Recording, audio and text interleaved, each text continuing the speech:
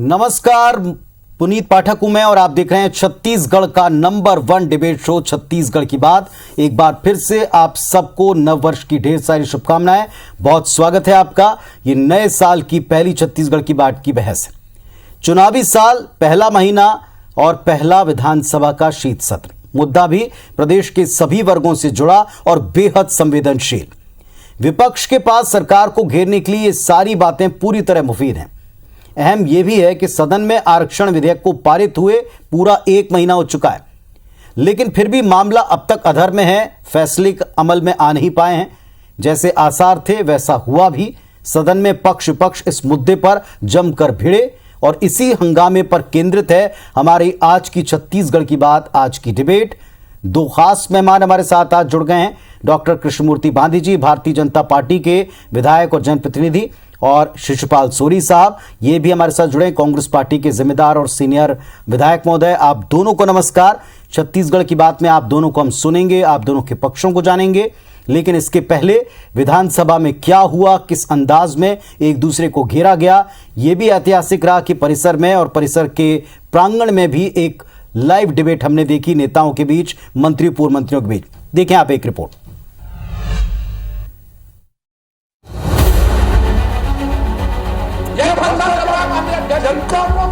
छत्तीसगढ़ विधानसभा के शीतकालीन सत्र का हंगामेदार आगाज हुआ। पहले दिन जबरदस्त शोर शराबे के कारण सदन की कार्यवाही को पहले 10 मिनट, फिर 5 मिनट और इसके बाद मंगलवार तक के लिए स्थगित करना पड़ा। दरअसल प्रश्नकाल में टेंडर और कानून व्यवस्था पर तीखी नोकझोंक के बाद शून्यकाल में आरक्षण संशोधन विधेयक पर राज्यपाल के हस्ताक्षर न होने का मामला उठाया गया। इस पर बीजेपी विधायकों ने क्वांटिफाइबल डेटा सदन में रखने की मांग की और गर्भगृह में घुसकर नारेबाजी की। जब इन्होंने क्वांटिफाइड डाटा आयोग के आधार पर विधेयक लाया है, तो क्वांटिफाइड डाटा आयोग की रिपोर्ट कहाँ है?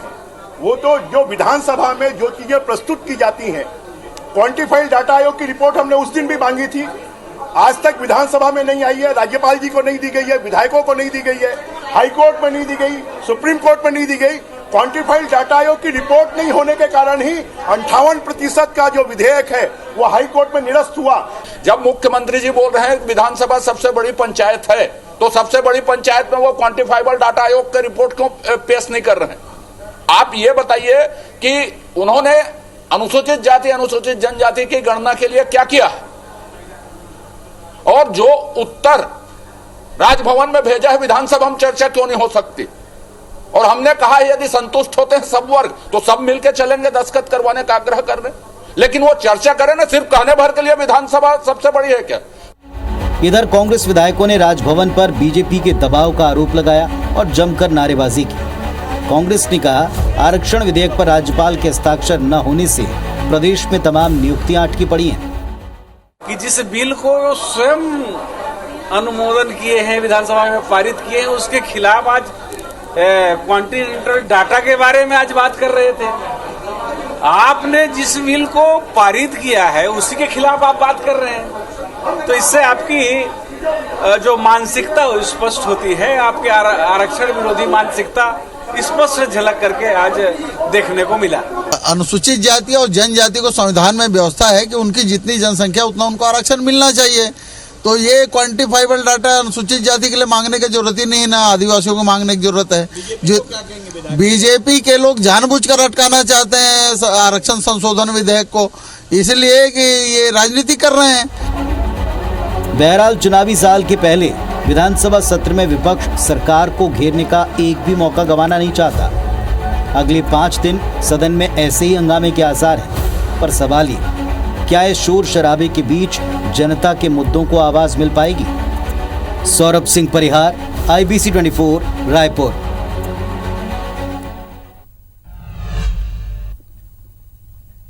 तो आप सबके विश्वास ने, आप सबके देखने ने इस डिबेट शो को नंबर 1 डिबेट शो बनाया। बेहद जिम्मेदार हमारे साथ जुड़ने वाले मेहमान होते हैं जो पूरी जिम्मेदारी से अपनी बात इस मंच पर रखते हैं। दोनों तरफ से 2 बड़े विद्वान भी हैं, पढ़े और बड़े तर्कों के साथ में इस विषय के ऊपर वो अपनी बात पहले भी रखते आए। बिना ब्रेक की इस डिबेट में हम आप सबसे चर्चा को आगे बढ़ाएंगे। डॉक्टर कृष्णमूर्ति बांधी के पास जाऊं उसके पहले शिशुपाल सोरी साहब, तैयारी सरकार ने जमकर की, 1 महीना बीत गया, अब तक इसका लाभ लोगों को नहीं मिल पाया। सदन में आज क्वांटिफाइबल डेटा मांगते हुए जमकर हंगामा हुआ। 2 मिनट के भीतर आप अपनी बात रखें। पुनीत जी, पहली बात तो ये है कि जो सदन में पारित होते हैं कोई भी अधिनियम और जब राज्यपाल को भेजे जाते हैं तो इसका मतलब ये है कि एक जो चैप्टर है विधानसभा का, इनकी जो जवाबदारी है वो बीत गई। अब वो राज्यपाल के पास है और राज्यपाल के पास 3 ही विकल्प हैं, या तो वो वापस करे या अपना रखना चाहे तो उसको अपने पास रखे, और तीसरा जो विकल्प है राष्ट्रपति को वो अग्रेसित कर दे। पर इन तीनों ही स्थिति में उनको ये बताना पड़ेगा, जो संविधान के अनुच्छेद 200 में जो प्रावधान है उसके तहत, कि वो कौन से कार्रवाई करना चाह रहे हैं। तो हम माननीय महामहिम के खिलाफ हम कुछ बात करना नहीं चाहते, पर जो महामहिम जो जानी जाती है कि ये ट्राइबलों के हित में फैसला लेंगे, उन्होंने कई बार सार्वजनिक रूप से भी कहा था, बल्कि उन्होंने चिट्ठी भी लिखी थी राज्य शासन को कि इस बिंदु पे तत्काल इस पे कार्रवाई हो। तो इतनी उत्सुकता से जब वो बैठी थी, और उस दिन भी 2 तारीख को जब ये जब विधेयक पारित हुआ, उस दिन भी वो इंतजार कर रही थी। पर क्या हुआ कि उसके दूसरे दिन तीसरे दिन ये इसमें डिले होते गया, तो ये कहीं ना कहीं संदेह को जन्म देता है। और संदेह को क्या, हमको तो विश्वास है कि ये कहीं ना कहीं से उन पे दबाव डाला जा रहा है कि उस पे ना करे, नहीं तो इतने गंभीर और संवेदनशील जो इस मुद्दे पे आरक्षण को लेके जो हमारे राज्यपाल महोदया थी वो तैयार थी, वो क्या कारण है। और क्वांटिफाइबल डेटा और ये दुनिया भर की जो बातें कर रहे हैं, ये तो एक जो प्रक्रिया है, संवैधानिक प्रक्रिया है, उसके तहत वो खत्म हो गया था। और जैसे ही राज्यपाल के पास गया, पर राज्यपाल के विवेक पे है। हम राज्यपाल के शक्तियों को हम चैलेंज नहीं कर रहे हैं, हम तो ये कह रहे हैं कि उसमें जल्दी कार्रवाई हो ताकि आगे बढ़े बात। चलिए, आपने अपनी बात रख दी। 2 मिनट के भीतर डॉक्टर कृष्णमूर्ति बांदी जी, अब आपकी बारी। 2 सवाल विपक्ष से भी बार बार सत्ता पक्ष पूछ रहा है। पहली बात ये, जिसको आपने खुद ने पारित करा दिया, सर्वसम्मति दी, आज उस पर आप डेटा मांगकर इतना हंगामा कर रहे हैं, साथ चलने के लिए शर्तें लगा रहे हैं, नंबर 1। नंबर दूसरी बात ये, बार बार एक मंत्री जी को आपने सुना, सदन में भी कह रहे थे, बाहर भी कह रहे थे कि क्वांटिफाइबल डेटा की जरूरत ST SC वर्ग के लिए नहीं, OBC के लिए है। आप बाकी नाहक सबको क्यों रोकना चाहते हैं? आरक्षण विरोधी है क्या? ये सवाल उठा रहे हैं।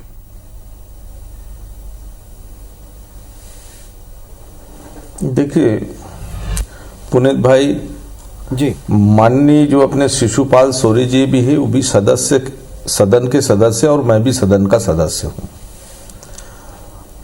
और एक बात पुनीत भाई, जो सदन में संशोधन विधेयक आया, उस विधेयक में साफ साफ था कि क्वांटिफाइबल डाटा के आधार पर आरक्षण जो संशोधक विधेयक लाया जा रहा है, जिसको क्वांटिफाइबल डाटा का था। तो सदन में ही हमने सदन में ही कहा कि जब ये सबसे बड़ा आधार है तो इसे प्रस्तुत किया जाना चाहिए। ठीक है, हम इसका विरोध नहीं कर रहे हैं, इस आरक्षण का विरोध नहीं कर रहे हैं, हम इसका समर्थन करते हैं, लेकिन आपको प्रस्तुत करना चाहिए।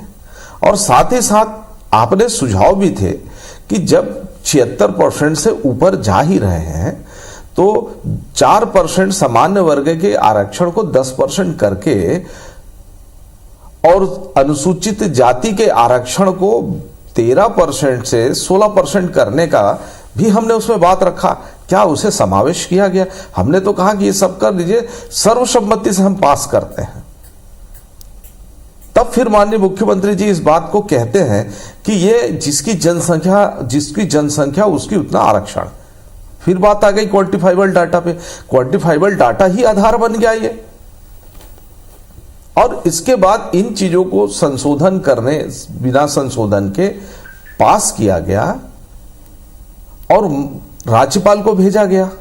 राज्यपाल ने देखा कि जिन तथ्यों के आधार पर 2012 से लेकर के डॉक्टर रमन सिंह के कार्यकाल में आरक्षण यथावत बना रहा है, लेकिन हाई कोर्ट में इसी आरक्षण में जनसंख्या को प्रस्तुत नहीं करने के वजह से जी इसको चलिए, रद्द किया गया। चलिए आपने अपनी बात रखी। एक बांदी बात- साहब, अब आप दोनों खुलकर एक दूसरे से चर्चा कर सकते हैं। आपने ओपनिंग स्टेटमेंट रखे हैं, मैंने सवाल बड़ा स्पेसिफिक पूछा था कि उनका ये जवाब है कि एसटी एससी वर्ग के लिए इस डेटा की आवश्यकता नहीं, ओबीसी के लिए जरूरत है। सोरी साहब, लेकिन फिर भी बार बार डेटा विपक्ष मांग रहा है और सार्वजनिक करने की, पटल पे रखने की मांग कर रहा है। नहीं है डेटा।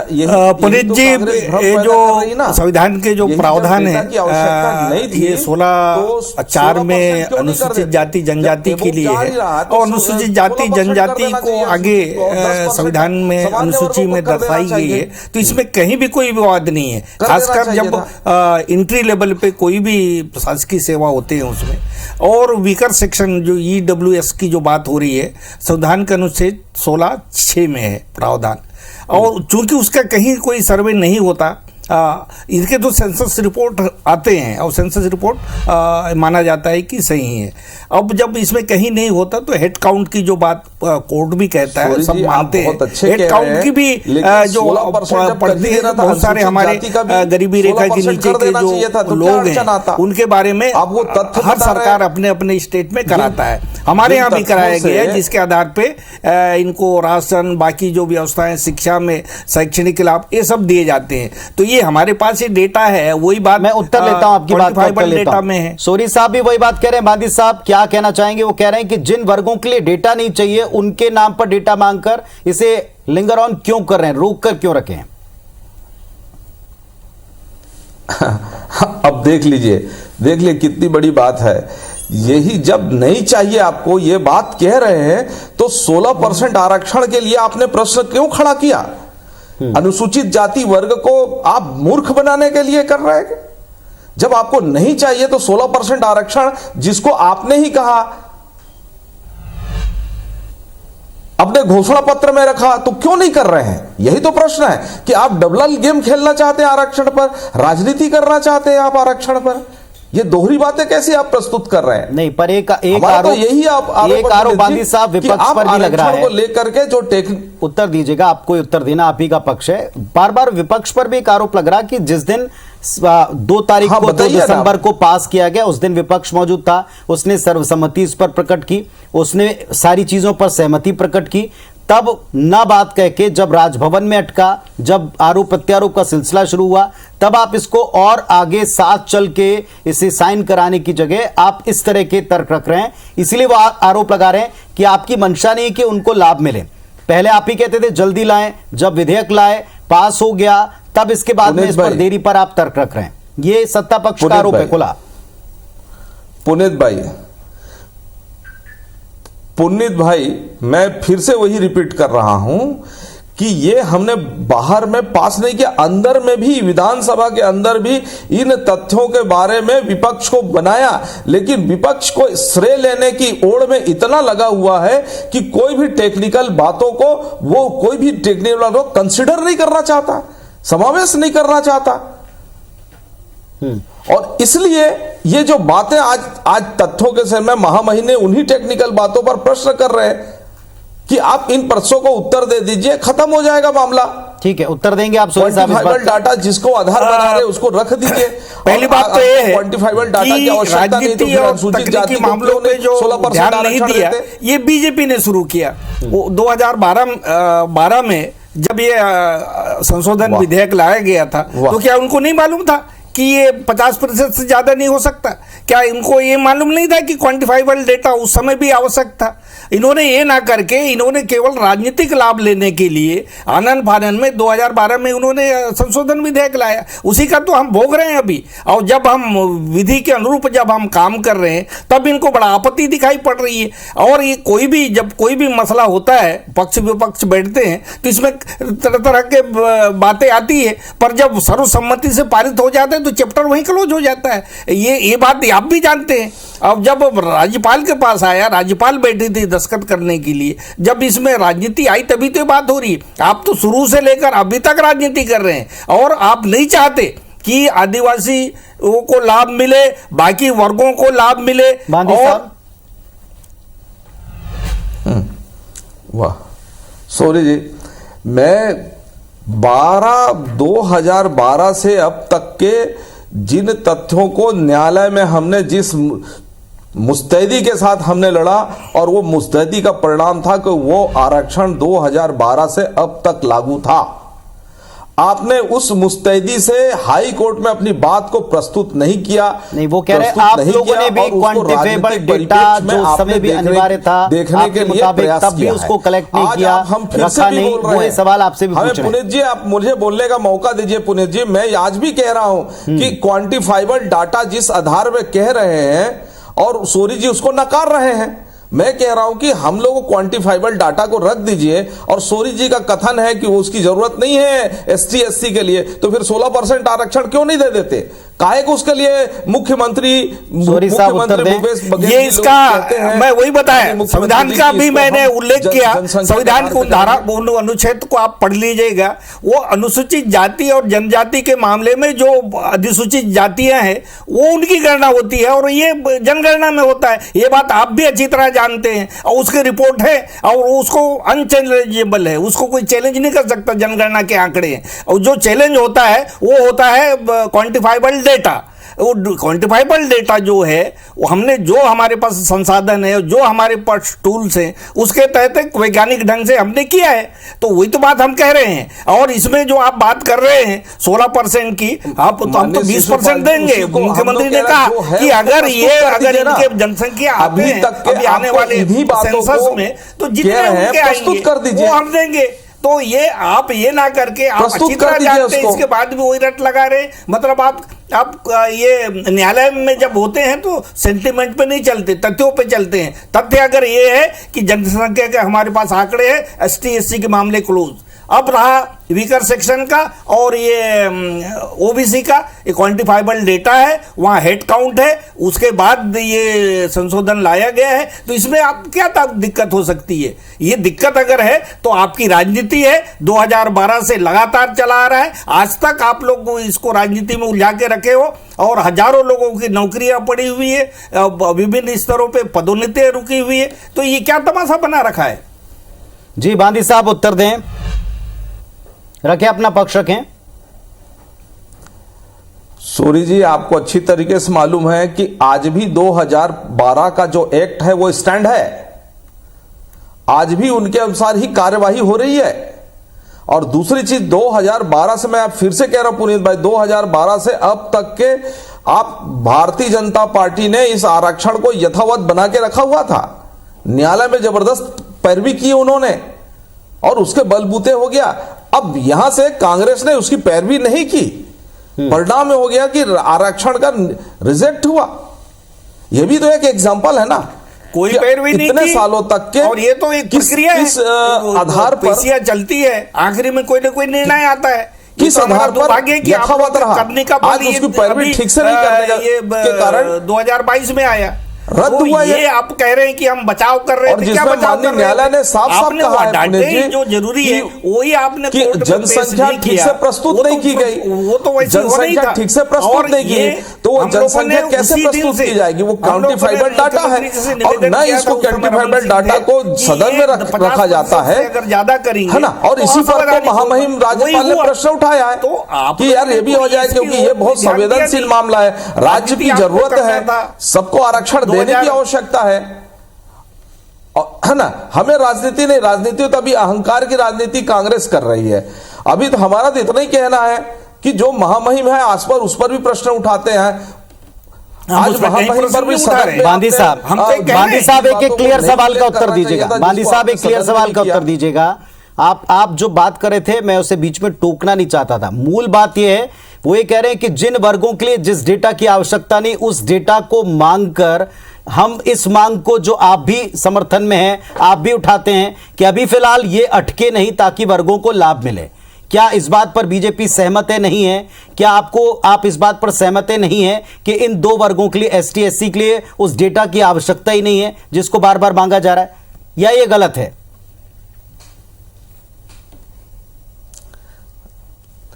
अब पुरीत जी मेरी सुन लीजिएगा प्लीज, यही तो इनका दोहरा चरित्र है ना। एक बार ये कहते हैं कि एसटी और एससी के लिए क्वांटिफाइबल डाटा की जरूरत नहीं है, तो फिर 16% एससी को जिसने आपने वादा किया क्यों नहीं देते आप उसको बढ़ा देना चाहिए था। तो ये कांग्रेस का दोहरा चरित्र दिख रहा है ना।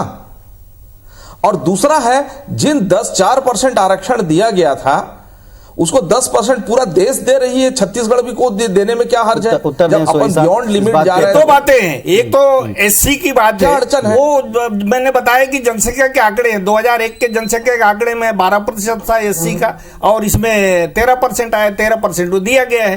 तो जिस समय अनडिवाइडेड मध्य प्रदेश था उस समय पूरे मध्य प्रदेश की जनसंख्या 16% था, 16 मिलता था, इसमें ऐसा कोई विवाद नहीं है। दूसरा ये जो सामान्य ईडब्ल्यूएस का, चलिए एक फाइनल स्टेटमेंट आप दोनों के मैं लेता हूं।